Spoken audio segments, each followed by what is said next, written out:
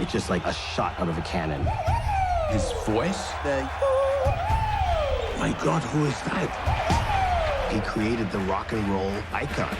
Sorry, y'all. It wasn't Elvis. I am the king of rock and roll!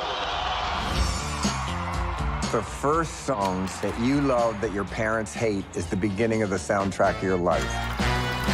Little Richard's lyrics were too lewd to get airplay on the radio. They was not that dirty. They were just as clean as you were. The South is the home of all things queer. They called him a sissy, a punk. I was not supposed to be the hero for their kids. Little Richard has an incredible string of hits. And so what they did was they said, we're going to put the white butts on it. Got a gal, her name's Sue. Knows just what to do. Shut up! The legacy of Little Richard is complex. Did you know that Elvis Presley and Pat Boone sold more of Tutti Frutti than I did? Little Richard was renouncing his queerness. He didn't want to burn in hell. That's the way we were taught. He was very, very good at liberating other people. He was not good at liberating himself. Little Richard gave the world permission to be. Ready, set, go, man, go! Long Uncle John with bald head salad. He saw Aunt Mary coming and he ducked back in the alley. Michael was inspired by me. Prince, James Brown, I discovered him. Jimi Hendrix was my guitar player. I used to stand on the desk and do Little Richard. I love you, Paul. Hello, Linda. Everyone was beholden to him. He spit on every rule there was in music. I was unpredictable. They didn't know what I was going to do. Now you got it, God gave it. Show it to the world.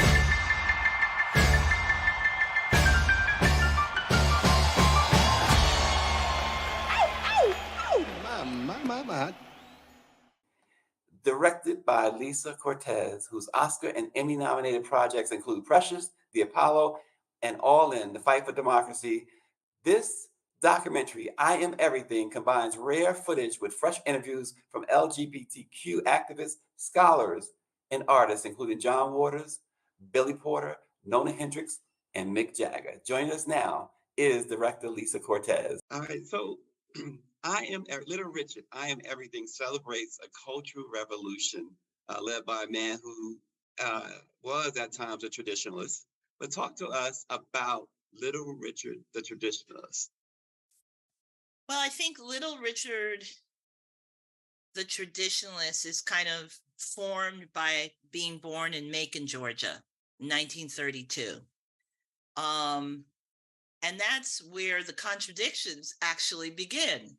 You know, it's the South. Is his parents go to two different churches. One goes to the Holy Roller. The other goes to the more staid Baptist church. His father's a bootlegger and a minister and owns a nightclub. You know, so it very early is opposed to what becomes, you know, this pendulum swing that he goes on between being a sinner and a saint. Yeah, and it really affected his music, his performance, but in ways that which you might not have thought it, right? True. Well, you know, it's funny. What I love in this film is not only showcasing the rock and roll hits, but also his amazing gospel recordings that many people don't know about. And that, you know, this kind of roller coaster that Little Richard goes on pulls him from, you know, the stage to seminary at one point, to Bible college, I should say. He goes back to rock and roll.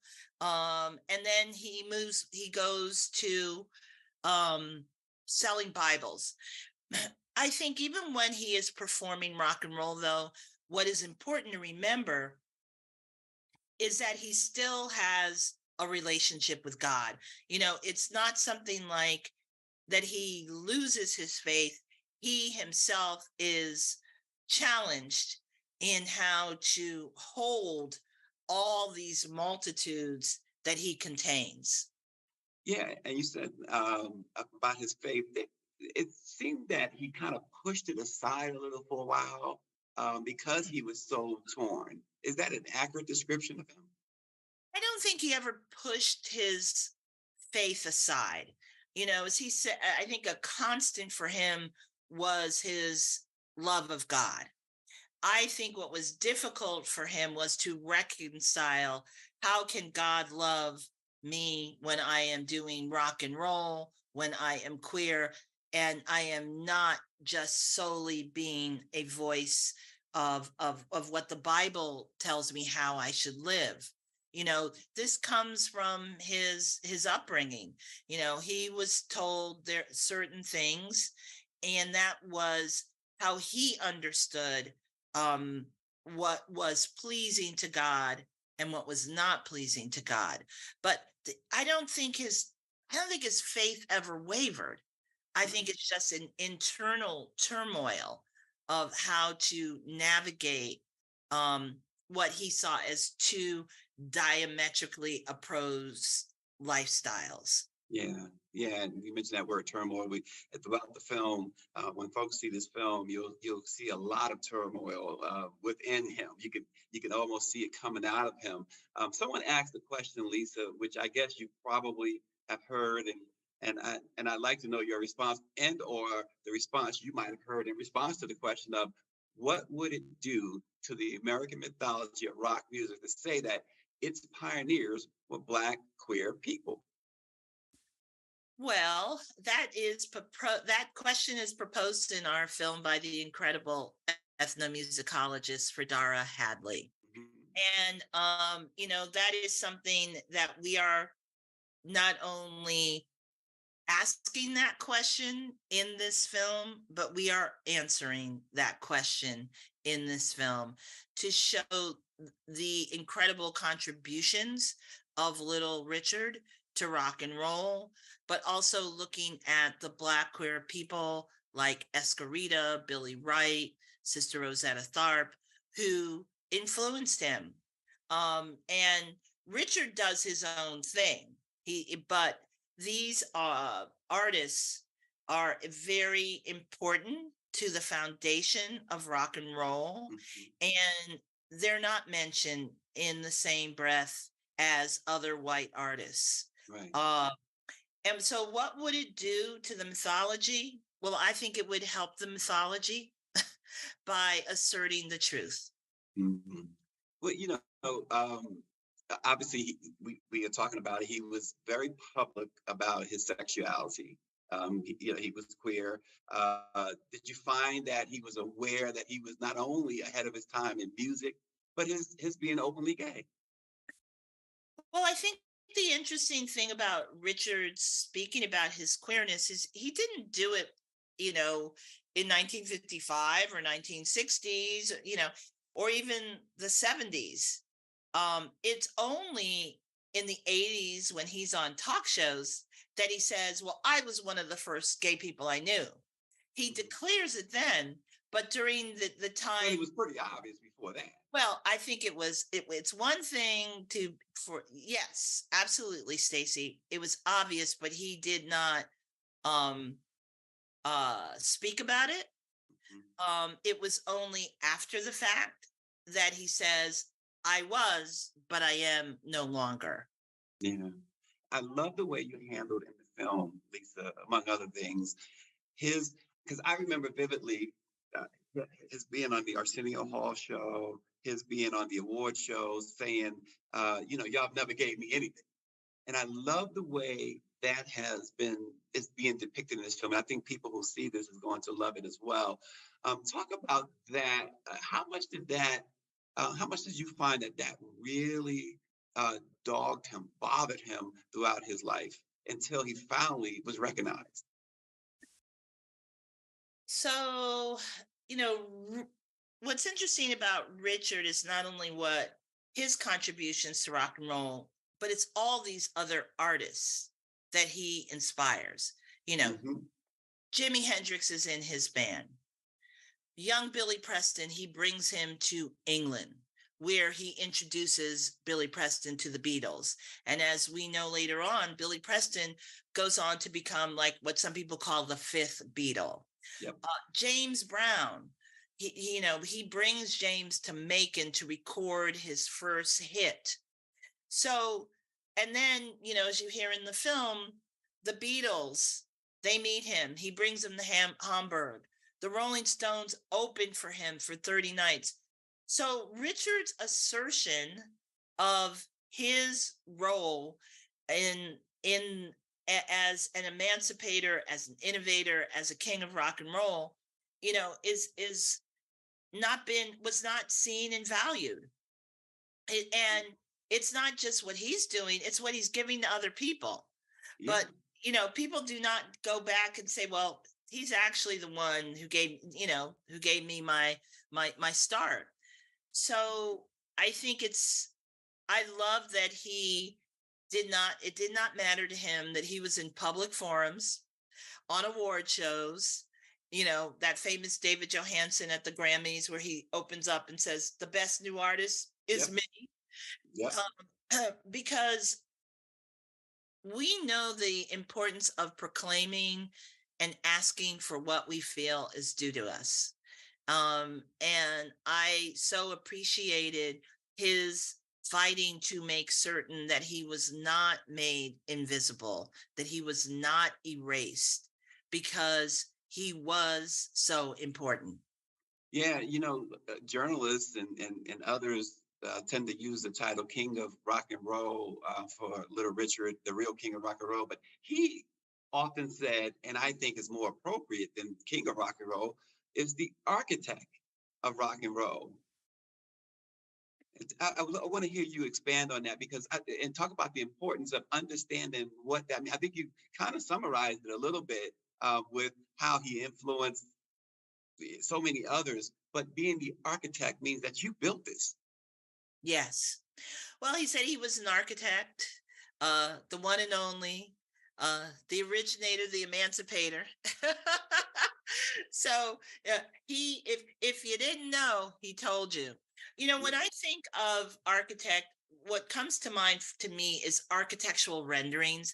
You know how they cut a building in half and you see what's on the first floor, second floor, etc.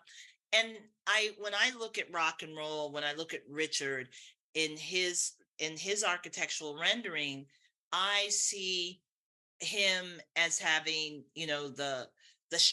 providing the structural integrity to the building. Yep. Of there's a foundation laid by others in gospel and blues, and how he is then creating his own music and presence and building, and contributing to this rendering. And then you see on top of him, you see Elvis, you see Pat Boone, you see, you go up to the 25th floor, you see Prince, you go up to the 28th floor, you see Lil Nas X, that's this incredible building that he is such an important architect of. Yeah. One thing I found in the film as well, and I'll let you explain, because here's the question, because it struck me that after he decided, and he said based on his beliefs that he no longer could be a gay man, he never condemned anyone, is what I get from Little Richard. However, in the film, we see several instances of him somewhat being attacked or condemned by the gay community because he decides to live as a straight man. How did he handle that? And did you get the sense that the treatment of him was either fair or unfair, especially from those who seem to have condemned him in their comments? Well, there's one thing, I think for Richard to be in the court of popular opinion. And as much as he had distractors, he also had people who supported what he said. He was able to perform, and I think what's interesting in the film is hearing from his former wife, Ernestine Penniman, who talks about, he had love for everybody. And I think an interesting relationship that we tap into is his friendship with Sir Lady Java, an incredible LGBTQI activist. And they were friends to the end of his life. Right. So even though he said he did not approve, that he was no longer queer, he did not distance himself from people in his life who were. Yeah, but it seemed that it was such a blow to certain people that he had said what he said, that he was no longer embracing that lifestyle for himself. But again, I didn't find that he ever condemned, either in the film or in my following his career, never condemned anyone. I wouldn't say I think, we see in the film from the Angels Ministry video where he says, no, this is not, approved by God. Mm-hmm. So he certainly was outspoken in his beliefs, but I think so much of him was a ministry of music. Mm-hmm. Yeah, yeah. And you mentioned his influences. You mentioned, I found, again, striking. People have to see this film, directed by Lisa Cortes, Little Richard, I Am Everything. You mentioned the Rolling Stones, and without giving it away, there's a scene in there looks like the Rock and Roll Hall of Fame. I'm not sure exactly what ceremony it was. I think it was Rock and Roll Hall of Fame. Of course, you can correct me if I'm wrong, but he's kind of calling certain folks out and actually, taking names and really showing what they say today. He is providing receipts.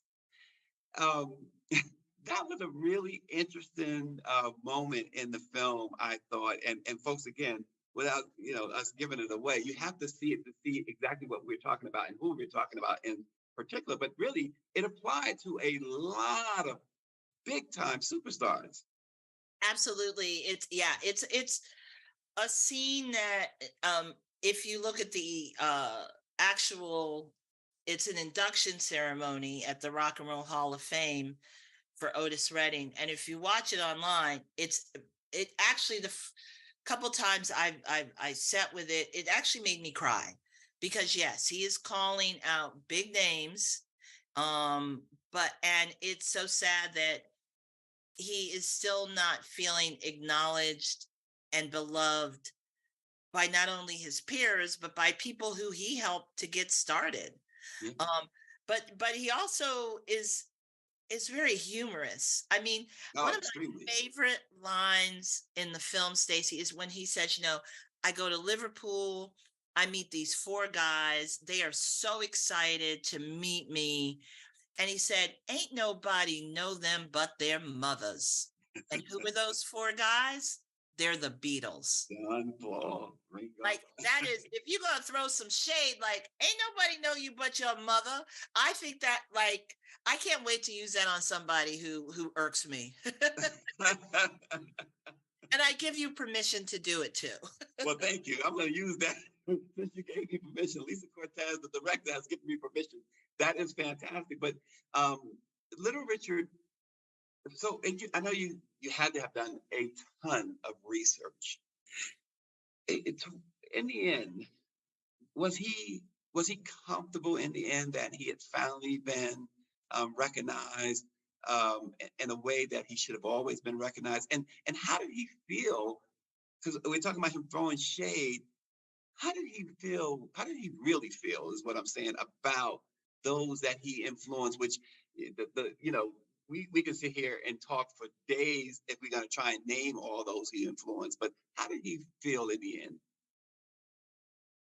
I can't say what did he find peace with the people he helped, who he felt were part of a community that did not recognize him. I think at the end of his life, what was most important was his relationship with God. and he had tremendous peace and harmony in that relationship. Yeah, absolutely. Well, it's directed by Lisa Cortes. Little Richard, I Am Everything. It debuts on Friday. So. Yes, in theaters and on digital platforms. Yes. All right. Thanks a lot, Lisa. We appreciate it. Great job on the film. Everybody, we encourage y'all to check it out.